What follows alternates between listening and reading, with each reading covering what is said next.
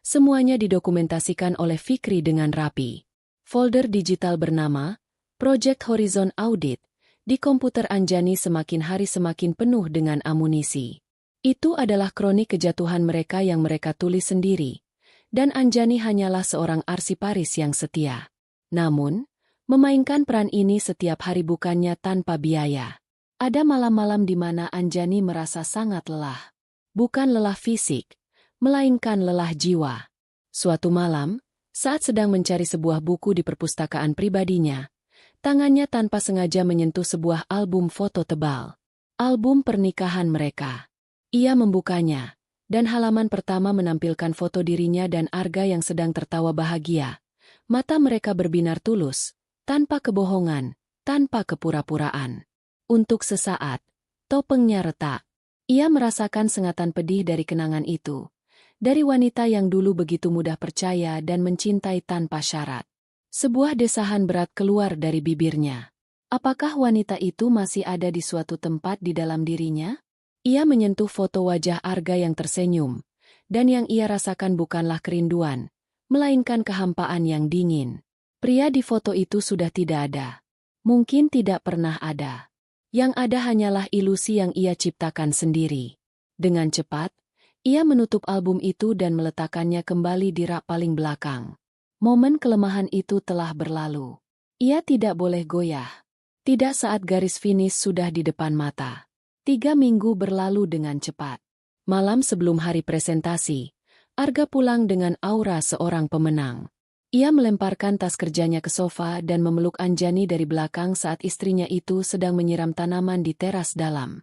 Besok adalah hari besar, bisiknya di telinga Anjani. Aku merasa sangat yakin.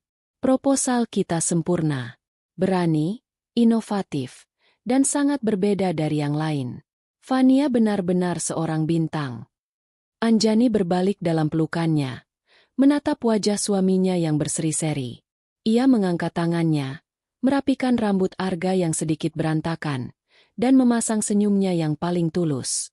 Aku tidak pernah meragukanmu, sayang, katanya dengan suara lembut. Aku tahu kamu pasti akan membuat semua orang terkesan. Ia berjinjit dan memberikan sebuah kecupan singkat di pipi Arga. Sebuah kecupan Yudas. Istirahatlah malam ini. Kamu butuh energi penuh untuk besok. Lanjutnya. Malam itu, saat Arga sudah tertidur pulas, lelah setelah bekerja keras, dan penuh dengan mimpi kemenangan, Anjani masih terjaga. Ia duduk di depan laptopnya, bukan untuk bekerja, tetapi untuk meninjau kembali senjatanya untuk terakhir kali. Ia membuka folder, Project Horizon Audit. Ia membaca email-email itu. Ia melihat draft-draft presentasi yang norak itu. Ia memeriksa bukti-bukti pengeluaran fiktif. Semuanya lengkap. Semuanya sempurna. Besok, Arga dan Fania akan berjalan masuk ke ruang dewan direksi dengan kepala tegak. Siap untuk mempresentasikan mahakarya kebodohan mereka. Mereka akan melakukannya di depan seluruh jajaran manajemen senior dan, yang terpenting, di depan Anjani. Mereka mengira itu adalah panggung kemenangan mereka. Mereka tidak tahu bahwa itu adalah panggung eksekusi. Dan Anjani, sang sutradara sekaligus algojo, sudah siap di belakang tirai, menunggu saat yang tepat untuk memberikan aba-aba terakhir. Ruang rapat dewan direksi terasa sesak, meskipun ukurannya sangat luas. Udara di dalamnya dingin oleh pendingin ruangan, namun juga berat oleh ekspektasi. Seluruh jajaran manajemen senior duduk mengelilingi meja oval raksasa yang terbuat dari kayu jati solid. Wajah mereka serius dan penuh penantian. Di salah satu kursi utama, Anjani duduk dengan punggung tegak lurus. Ia mengenakan blazer berwarna biru tua yang tajam. Rambutnya disanggul rapi, menampakkan lehernya yang jenjang. Wajahnya tenang seperti permukaan danau di pagi hari, namun matanya menyimpan kedalaman yang tak terduga. Ia adalah personifikasi dari ketenangan sebelum badai. Pintu ruangan terbuka, dan masuklah Arga bersama Fania. Mereka berdua adalah pusat perhatian. Arga mengenakan setelan paling mahalnya, dasinya diikat sempurna, dan senyum penuh percaya diri terpasang di wajahnya. Ia berjalan dengan langkah seorang jenderal yang akan mendeklarasikan kemenangan. Di sampingnya, Fania tampak bersinar. Ia mengenakan gaun kerja berwarna merah menyala, sebuah pilihan yang berani dan sedikit arogan untuk sebuah presentasi korporat. Riasan wajahnya sempurna, dan di lehernya, kalung berlian pemberian Arga berkilauan, seolah mengejek Anjani dalam diam. Mereka tampak seperti pasangan penguasa, siap menaklukkan dunia. Selamat pagi, semuanya. Terima kasih atas kehadirannya. Sapa Arga. Suaranya bergema dengan otoritas yang dibuat-buat. Ia menyambungkan laptopnya ke proyektor, dan layar di belakangnya menyala, menampilkan slide judul yang mencolok, Project Horizon, mendefinisikan ulang masa depan. Anjani hanya mengamati. Tangannya terlipat rapi di atas meja. Ia membiarkan Arga membuka acara, membiarkannya menikmati momen singkat di bawah sorotan lampu sebelum semuanya diredupkan paksa. Untuk presentasi detailnya, saya akan serahkan kepada manajer proyek kami yang luar biasa, Fania Anjani, kata Arga dengan bangga, memberikan panggung sepenuhnya kepada Fania. Fania melangkah maju dengan anggun. Ia tersenyum manis ke arah dewan direksi, senyum yang sama sekali tidak mencapai matanya. Terima kasih, Pak Arga. Selamat pagi, Bapak dan Ibu direksi. Lalu, pertunjukan horor itu pun dimulai. Slide pertama menampilkan gambar ledakan warna neon dengan slogan bombastis yang sama sekali tidak mencerminkan citra Elysian Corp yang elegan. Para manajer senior yang telah berkecimpung di industri ini selama puluhan tahun mulai saling berpandangan. Direktur Keuangan, Pak Tirtayasa, seorang pria tua yang konservatif, mengerutkan keningnya dalam-dalam. Fania terus berbicara dengan antusiasme yang terlatih. Ia memaparkan strategi media sosial yang agresif, menggunakan bahasa gaul dan meme yang sedang tren, menyarankan penggunaan influencer yang terkenal kontroversial untuk menciptakan gebrakan. Ia memproyeksikan angka-angka pertumbuhan yang fantastis dan tidak masuk akal, mengutip data dari studi kasus Starlink Cosmetics yang jelas-jelas tidak relevan. Setiap kalimat yang keluar dari mulutnya adalah paku yang ia tancapkan sendiri di peti mati karirnya. Anjani tetap diam, ekspresinya tidak berubah. Ia seperti seorang penonton di teater, menyaksikan sebuah drama yang sudah ia ketahui akhir ceritanya. Ia bisa merasakan kegelisahan yang mulai menjalar di ruangan itu. Para manajer yang tadinya duduk tegak, kini mulai bersandar, beberapa bahkan menggelengkan kepala secara halus.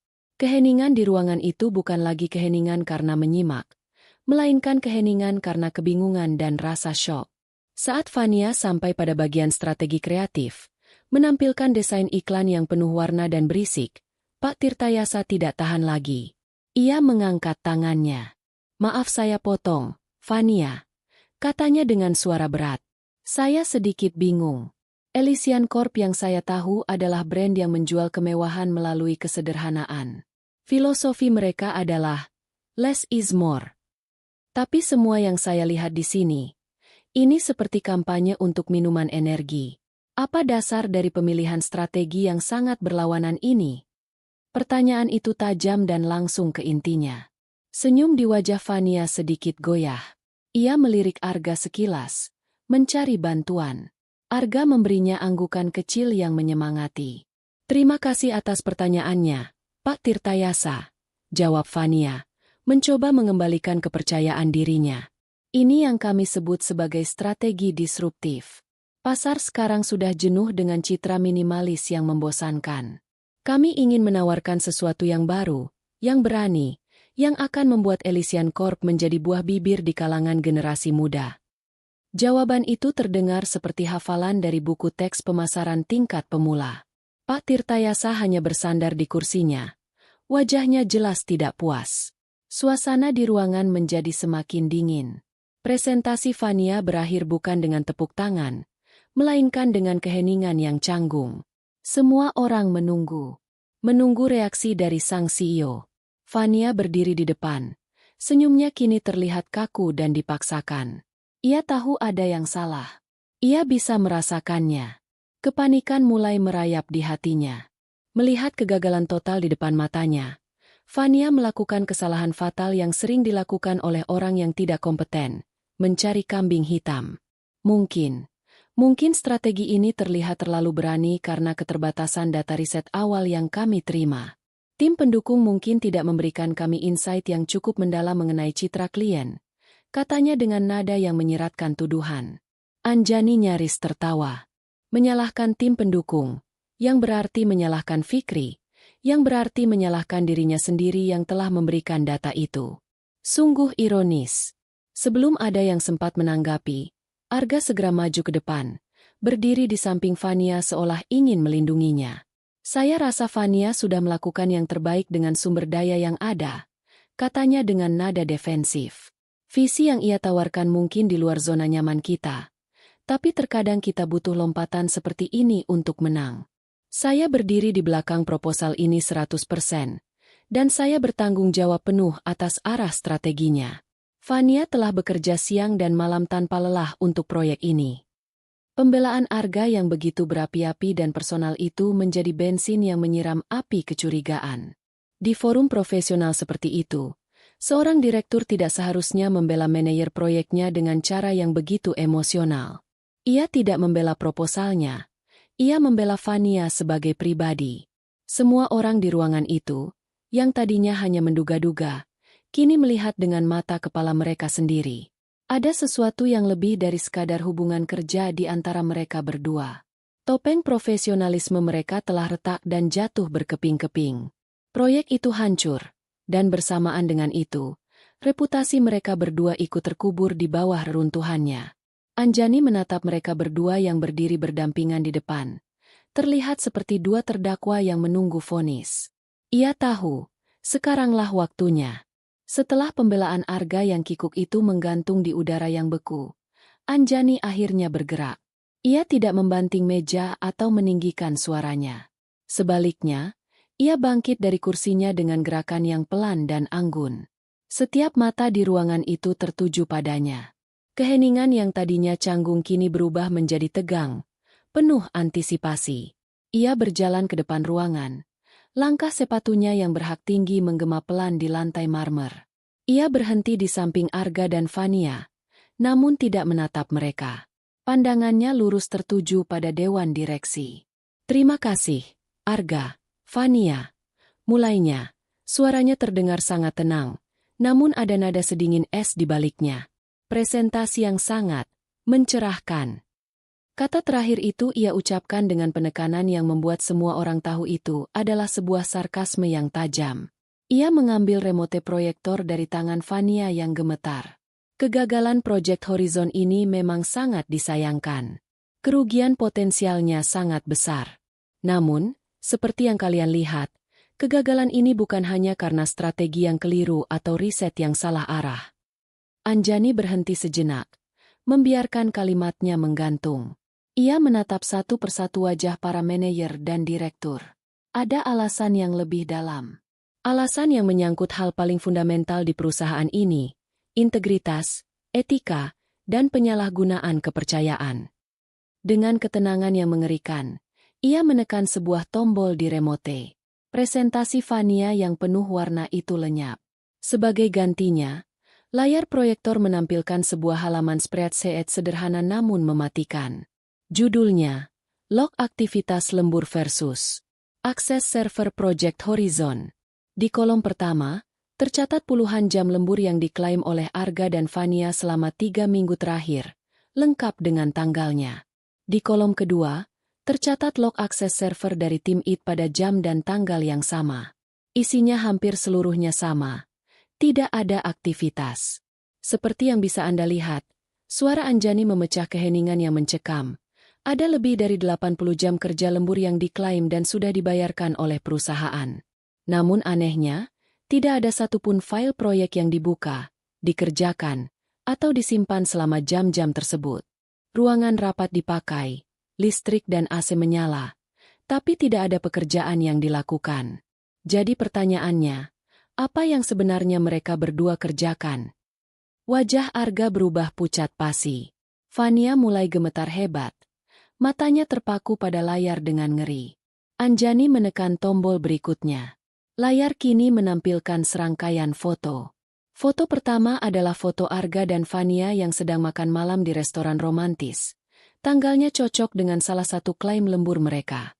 Foto berikutnya adalah foto mereka berdua memasuki lobi hotel yang sama di mana Anjani tahu Arga pernah berbohong padanya. Juga di jam lembur. Dan yang paling telak adalah foto hasil jepretan Fikri di mall. Arga sedang menyerahkan kantong dari butik perhiasan kepada Fania. Anjani menekan tombol lagi. Kini layar menampilkan foto close-up kalung di leher Fania yang sedang ia pakai saat itu, disandingkan dengan screenshot tagihan kartu kredit Arga yang tertera nama butik dan harganya. Dan di sebelahnya lagi adalah laporan pengeluaran Arga di mana ia mengklaim biaya tersebut sebagai hadiah apresiasi untuk klien dari Jepang. Saya yakin, Ibu Retno dari Jepang pasti akan sangat terkejut mengetahui bahwa hadiah apresiasi untuknya ternyata melingkar dengan indah di leher manajer proyek kita, kata Anjani dengan nada datar. Suara napas tertahan terdengar di seluruh ruangan. Ini bukan lagi rapat evaluasi proyek. Ini adalah sebuah pembantaian publik. Arga membuka mulutnya, mencoba mengatakan sesuatu, tetapi tidak ada suara yang keluar. Ia seperti tercekik. Dunianya runtuh di depan matanya sendiri. Fania hanya bisa menunduk. Air matanya mulai mengalir di pipinya, membasahi gaun merahnya yang kini terlihat begitu konyol. Anjani melanjutkan tanpa belas kasihan, menampilkan email-email di mana Arga menolak masukan valid dari anggota tim lain demi menyetujui ide Fania yang buruk, bukti-bukti penyalahgunaan fasilitas kantor untuk kepentingan pribadi mereka. Ia membeberkan semuanya dengan presisi seorang jaksa penuntut, menyajikan fakta demi fakta, bukti demi bukti. Setelah slide terakhir ditampilkan, Anjani mematikan proyektor, membuat ruangan kembali temaram. Ia akhirnya berbalik dan menatap langsung ke arah Fania, yang kini sesenggukan menahan tangis malu. Nona Fania Anjani, kata Anjani, suaranya kini tidak lagi dingin, melainkan tegas dan bergemuruh dengan otoritas seorang ratu yang menjatuhkan titah. Anda masuk ke perusahaan ini dengan kebohongan. Anda menyalahgunakan kepercayaan atasan Anda. Anda bersekongkol untuk menipu perusahaan, menyebabkan kerugian finansial dari klaim lembur fiktif, dan yang terpenting, Anda adalah penyebab utama dari kegagalan proyek paling krusial dalam sejarah perusahaan kita. Ia berhenti, membiarkan setiap kata menancap dalam. Atas dasar penipuan, penyalahgunaan aset perusahaan, dan perilaku tidak etis yang menyebabkan kerugian besar, Anjani mengucapkannya dengan perlahan dan jelas, memastikan setiap suku katanya terdengar oleh semua orang di ruangan itu. Detik ini juga, Anda saya pecat. Kalimat itu bagaikan bunyi palu hakim yang diketuk dengan keras. Fania tersentak seolah baru saja ditampar. Arga hanya bisa mematung. Wajahnya kosong, hancur lebur. Tidak ada yang berani bersuara. Keheningan di ruangan itu begitu total, seolah semua orang ikut menahan napas. Di tengah keheningan itu, Anjani berdiri tegak, tak tergoyahkan. Perhitungannya telah selesai. Eksekusinya telah dilaksanakan dengan sempurna di depan umum. Dan ini, barulah permulaan dari kehancuran mereka. Pemecatan Fania yang diucapkan dengan lantang oleh Anjani menggema di ruang dewan direksi yang sunyi senyap. Kalimat itu bagaikan batu yang dilempar ke permukaan danau yang tenang, menciptakan riak-riak keterkejutan yang menyebar ke seluruh penjuru ruangan. Fania berdiri membeku, wajahnya basah oleh air mata. Kata-kata Anjani seolah menamparnya berulang kali. Untuk beberapa detik yang terasa seperti selamanya, tidak ada yang bergerak atau bersuara. Pak Tirtayasa adalah yang pertama memecah keheningan. Ia berdeham keras. Suaranya yang berat dan berwibawa langsung menarik perhatian. Saya rasa semuanya sudah sangat jelas, katanya. Matanya menatap tajam ke arah Arga yang masih mematung seperti patung lilin. Penyalahgunaan wewenang, manipulasi data, dan tindakan yang jelas-jelas merugikan citra serta finansial perusahaan. Ini tidak bisa ditoleransi.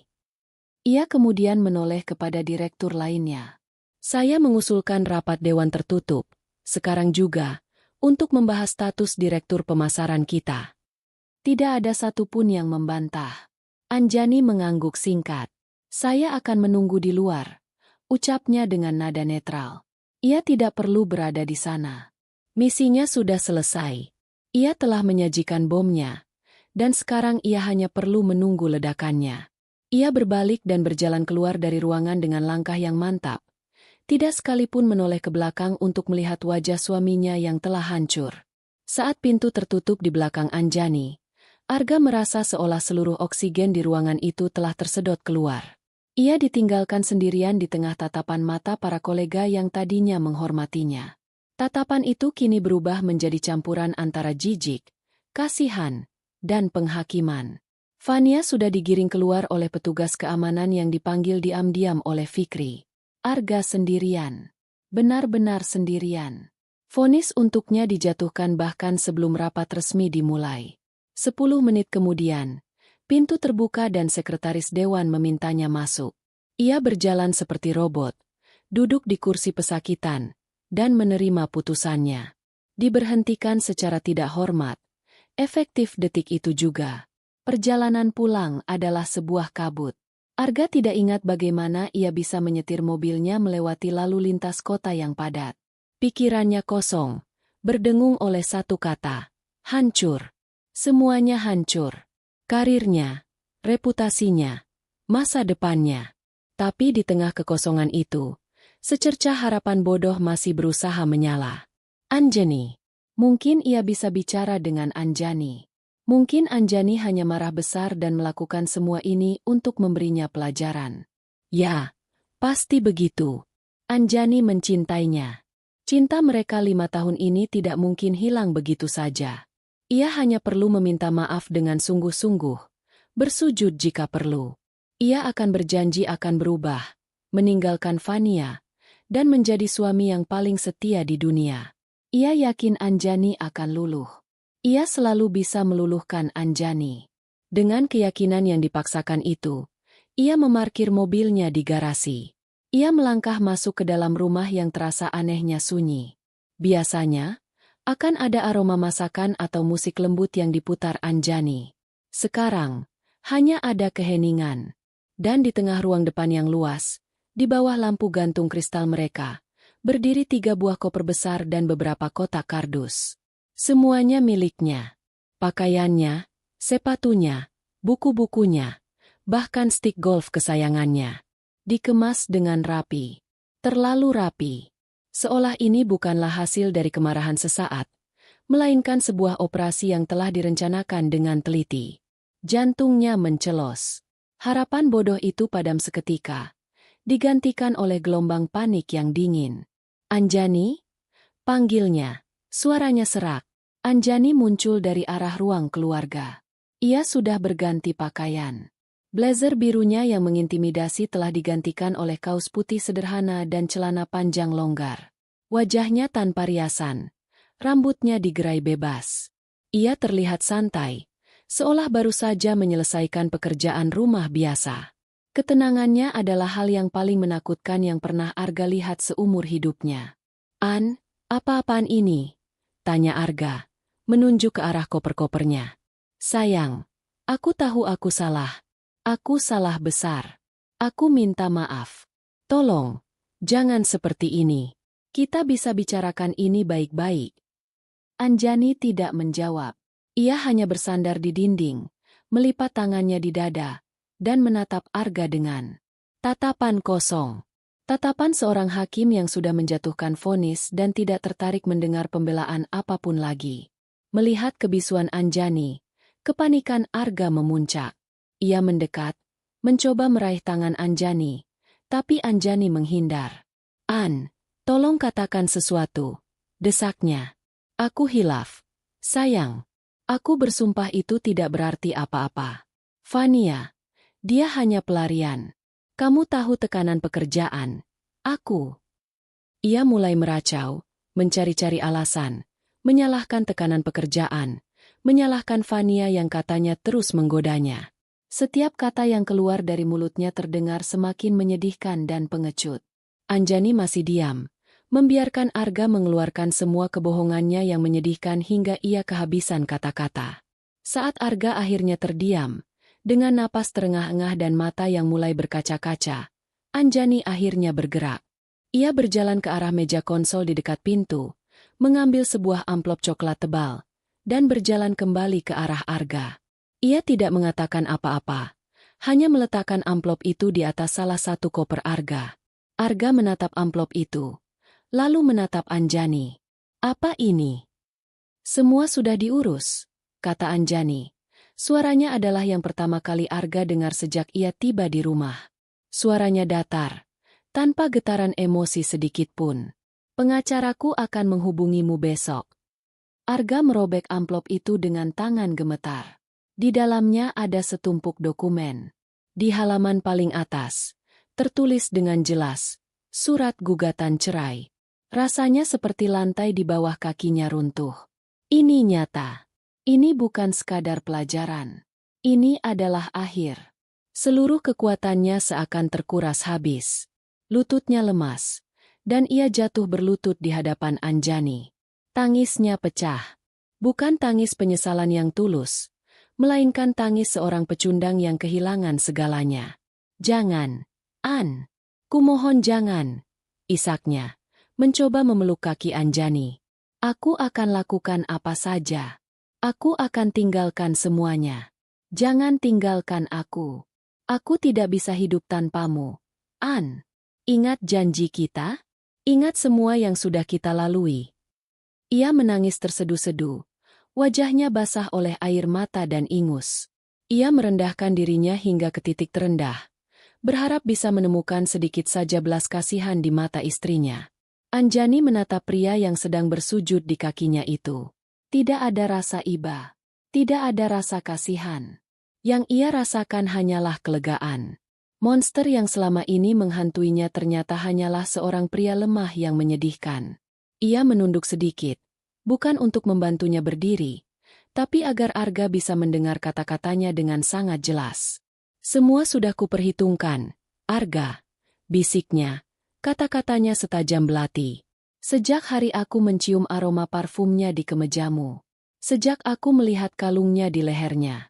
Setiap senyumanku padamu, setiap pujianku, setiap sentuhanku, semuanya adalah bagian dari rencana ini. Mata Arga melebar ngeri.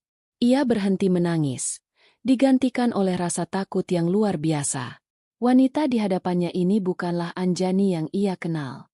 Ini bukan hukuman, Arga, lanjut Anjani. Suaranya tetap tenang. Ini adalah akibat. Akibat dari setiap kebohonganmu, setiap pengkhianatanmu, setiap kali kamu meremehkan aku. Sekarang, ambil barang-barangmu, dan pergi dari rumahku. Ia menegakkan tubuhnya, berbalik, dan berjalan menuju kamarnya tanpa menoleh lagi, menutup pintu di belakangnya dengan pelan. Suara klik pintu yang terkunci itu menjadi penutup dari pernikahan mereka. Dari kehidupan Arga yang pernah ia kenal. Di ruang depan, Arga tetap berlutut di antara puing-puing hidupnya. Seorang pecundang yang telah diperhitungkan hingga langkah terakhirnya. 1 tahun kemudian, mentari sore memancarkan cahaya keemasan di atas kota Jakarta yang tak pernah tidur. Namun di sudut kecil ini, di sebuah kafe dengan taman rindang yang tersembunyi di antara gedung-gedung pencakar langit, suasananya terasa damai.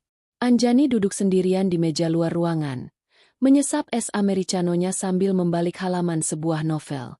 1 tahun telah berlalu, dan waktu telah menjadi penyembuh sekaligus pemahat yang ulung. Perusahaannya, setelah goncangan singkat akibat pemecatan seorang direktur, justru melesat lebih kencang. Tanpa benalu yang menggerogoti dari dalam, Anjani merombak total divisi pemasaran, menempatkan orang-orang yang benar-benar kompeten dan berintegritas. Hasilnya luar biasa. Beberapa bulan lalu, mereka berhasil memenangkan penghargaan sebagai agensi digital paling inovatif se-Asia Tenggara. Dan ironisnya, Elysian Corp, setelah mendengar tentang perombakan besar dan integritas baru yang diusung perusahaan, memberikan sebuah proyek percontohan kepada mereka. Sebuah kemenangan kecil yang terasa sangat manis. Anjani sendiri telah berubah. Jika dulu ia adalah seorang ratu yang dingin dan penuh perhitungan, kini ia adalah seorang ratu yang bijaksana. Masih tegas, masih brilian, tapi ada kehangatan baru di matanya. Ada tawa yang lebih sering terdengar darinya di kantor. Ia belajar untuk mendelegasikan lebih banyak, mengambil lebih banyak waktu untuk dirinya sendiri. Ia mulai melukis lagi, hobi masa kecilnya yang lama terlupakan. Ia tampak lebih hidup, lebih bercahaya, dan lebih bahagia dari yang pernah ia rasakan selama bertahun-tahun. Perceraiannya dengan Arga selesai dalam beberapa bulan saja. Dengan bukti-bukti yang begitu kuat, Arga tidak bisa menuntut apa-apa selain pembagian kecil dari aset yang mereka peroleh bersama, jumlah yang tidak seberapa. Pria itu lenyap dari hidupnya seperti asap. Tiba-tiba, kedamaian sore itu sedikit terganggu oleh suara piring pecah, diikuti oleh suara bentakan yang kasar dari arah dalam kafe. "Kamu ini bisa kerja tidak? Lihat apa yang kamu lakukan. Gaji kamu saya potong." Anjani mengangkat kepalanya dari novel. Pandangannya tanpa sengaja mengarah ke sumber keributan. Seorang manajer kafe sedang memarahi seorang pelayan perempuan yang berdiri menunduk ketakutan di antara pecahan beling dan tumpahan kopi. Pelayan itu mengenakan seragam kafe yang sedikit kebesaran. Rambutnya diikat ekor kuda seadanya, dan wajahnya tampak kuyu dan lelah. Saat pelayan itu mengangkat wajahnya sekilas untuk bergumam minta maaf, jantung Anjani tidak berdebar, napasnya tidak tercekat. Ia hanya merasakan sedikit keterkejutan yang dingin. Pelayan itu adalah Vania. Wajah yang dulu dipoles riasan mahal dan dihiasi senyum angkuh itu kini pucat dan polos. Kepercayaan dirinya yang meluap-luap telah menguap, digantikan oleh aura kepasrahan. Kalung berlian yang dulu dengan bangga ia pamerkan, kini hanya menyisakan bekas samar di lehernya yang terekspos. Anjani mengamati Vania yang berjongkok dengan gemetar, memunguti pecahan piring satu persatu dengan tangan kosong. Anjani tidak merasakan kasihan. Ia juga tidak merasakan kepuasan. Ia hanya merasa hampa, seolah sedang melihat orang asing yang tidak pernah berarti apa-apa dalam hidupnya. Ia mengalihkan pandangannya kembali ke jalanan di luar kafe, mencoba melanjutkan bacaannya. Namun takdir sepertinya punya selera humor yang aneh hari itu. Tepat saat ia mengangkat cangkir kopinya, matanya menangkap sosok lain di seberang jalan. Seorang pria dengan kemeja lengan panjang yang sedikit lusuh dan warnanya sudah pudar, sedang berdiri di bawah terik matahari, berusaha menyodorkan brosur kepada setiap pejalan kaki yang lewat. Wajahnya berkeringat, rambutnya menipis, dan punggungnya sedikit membungkuk karena lelah dan kalah. Orang-orang melewatinya begitu saja, beberapa bahkan menatapnya dengan pandangan jengkel. Seorang wanita muda dengan kasar menepis brosur yang ia tawarkan. Pria itu hanya bisa menghela napas panjang. Raut wajahnya dipenuhi keputusasaan yang mendalam. Saat pria itu berbalik sedikit, cahaya matahari menyinari wajahnya dengan jelas. Anjani mengenali wajah itu. Wajah yang dulu ia puja. Wajah yang pernah ia cium setiap malam. Itu Arga. Karismanya yang dulu memabukkan telah hilang sama sekali, digantikan oleh aura seorang pria yang telah digilas habis oleh kehidupan. Anjani mematung. Cangkir kopinya berhenti di tengah jalan menuju bibirnya. Di sana, di hadapannya, tersaji sebuah diorama karma yang sempurna. Di dalam kafe, seorang pelayan yang ketakutan sedang membersihkan kesalahannya. Di luar kafe, seorang sales asuransi rendahan sedang berjuang di bawah matahari. Dua orang yang pernah bersekongkol untuk menghancurkannya, kini berada begitu dekat, namun terpisah oleh dinding kaca dan nasib mereka yang menyedihkan, tidak saling menyadari keberadaan satu sama lain. Dan mereka berdua sama sekali tidak menyadari bahwa wanita yang telah mengatur ulang takdir mereka sedang duduk dengan nyaman hanya beberapa meter dari mereka, menyaksikan drama bisu mereka. Sebuah senyum tipis mulai terukir di bibir Anjani. Bukan senyum sinis atau penuh kemenangan yang angkuh. Itu adalah senyum yang tulus. Senyum yang lahir dari kelegaan dan kesadaran penuh. Beban terakhir dari masa lalunya seakan terangkat dari pundaknya. Ia mengangkat cangkir kopinya sedikit, seolah bersulang untuk dirinya sendiri dalam diam. Lalu, sebuah tawa kecil lolos dari bibirnya. Tawa itu begitu pelan, nyaris seperti embusan napas. Tawa yang tidak mengandung kebencian atau kepuasan jahat. Itu adalah tawa pembebasan. Tawa seorang wanita yang telah berjalan melewati api dan keluar menjadi lebih kuat. Tawa yang menandakan bahwa babak lama telah benar-benar berakhir, dan di hadapannya terbentang halaman-halaman kosong yang siap ia tulis dengan kisahnya sendiri.